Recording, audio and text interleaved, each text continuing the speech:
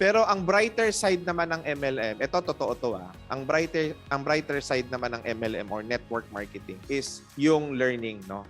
Dito sa multi-level marketing, marami kang mapupulot na marami kang makukuhang aral especially number one, kailangan mo ng selling skills sa pagninegosyo Kung mag-MLM ka, meron kang experience sa MLM, multi-level marketing, ay maniwala ka sa akin. Talo mo pa yung nag-masteral at nag-doctorate degree ng public speaking. Totoo yan, di ba? Yan, number one yan. Yung selling skills or yung public speaking, sobrang, sobrang laking tulong yan. Alam nyo, ako wala akong formal na education about public speaking. Sa MLM lang po ito. Yan, totoo yan, yung public speaking. Second is, gagaling po kayo sa math, okay? Ayan yung isa sa mga nagustuhan ko sa MLM, di ba? Left and right yan, di ba? So yun, medyo gagaling ka talaga sa math, lalo na pag kami nagbayad sa 15 heads, 31 heads pa nung araw, yung mga ganyan. Makukwenta mo na kagad ilang bangga, kikita ka ng 1,515, dala 2,000, yung mga ganyan.